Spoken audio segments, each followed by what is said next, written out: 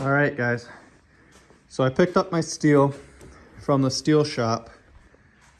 If you look at these dimensions, this is the frame we're going to be building for our trailer. This sidewall here is what we're looking at right here.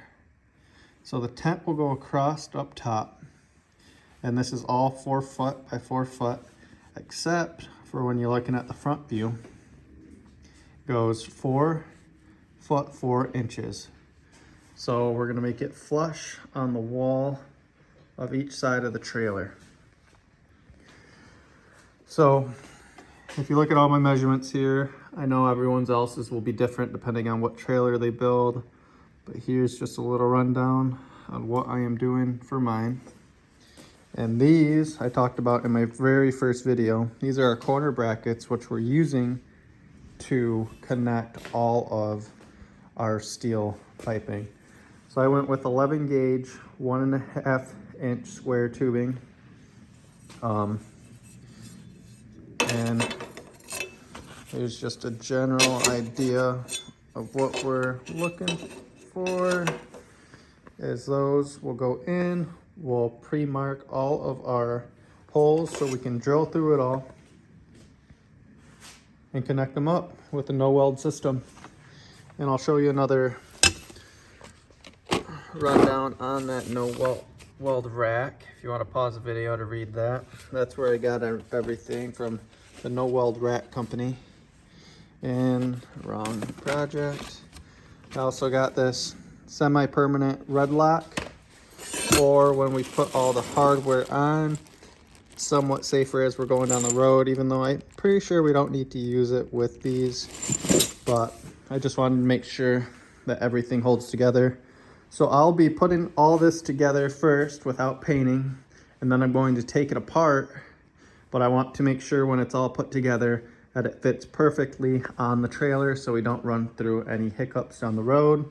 One thing else I should mention is I had everything pre-cut at the steel shop. So everything's pre-cut, matches these dimensions exactly, which will give me exactly what I need.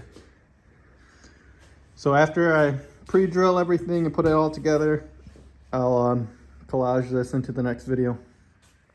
So here's what we're sitting with after putting one of the sides together. So another long beam will go across this way, connecting what will be 2 of these structures together, which will go on the trailer. And so if we look at it from this side, these long beams will go across the top, and our tent will sit right on top. So I'll get the other side finished up, get these drilled out, put it all together so we actually have a frame to work with. So now I have 2 of these frames built up. I have to drill out my holes. I'm not sure if you can see that. I have everything marked off on each of these for these corner brackets to go on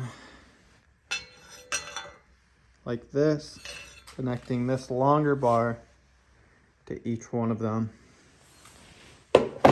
So when I get all of this put together, I'm going to tilt the trailer down, set the frame on it to see how we're looking with the fit. The frame's all put together now. Those were those crossbars I was talking about that connects us all up. Now I just gotta get some help to get this up on top of the trailer, which will be now our new frame that we will be building on with the tent on top, everything added. I got this roof rack bar that I might be throwing in the middle here for extra height of storage. But like I said, I need to go get one of my neighbors to help me get this up here. And then I will just temporarily C-clamp the frame on. Okay, so now we have the frame put onto the frame of the trailer. And if you can look here, I just have it temporarily clamped down with some C-clamps, but it is flush with the edge of the trailer. And that's exactly the way I want it to be, because it gives, this is 1.5 inch flush to 2 inches, and that extra 1/2 inch gives us room to have clearance for the nuts and bolts, so we don't lose any internal space of the trailer, which is 4 foot on the inside of the trailer, 4'4" on the outside dimensions of the trailer. So we still have to drill some points into the frame of the trailer and the frame of the box to mount this all together. And then we'll disassemble all this, paint it up, start throwing our accessories onto the rack so we can get a real good feel of how this build is going to go. I still want to throw tire on the front.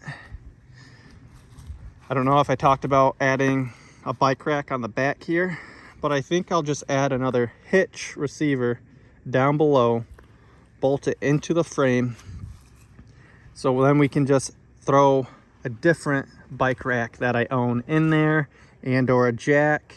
And in the next video as well, I have some stabilizers coming in, which will be underneath the frame here and here, giving us 3 complete contact points for when this trailer is not hooked up to anything, and we can level it out to any surface that we want. But I'll get this all disassembled in the next video, paint it up, reassembled, thrown together, and like I said, we'll really start to get a feel on how this build is going to go. For now, I'm gonna cut the video. I don't know how long the next update will be for the next video to be posted, because like I said, we still got a lot to do to this build to get it exactly the way that we want. But for now, that's all. I'll see you guys later.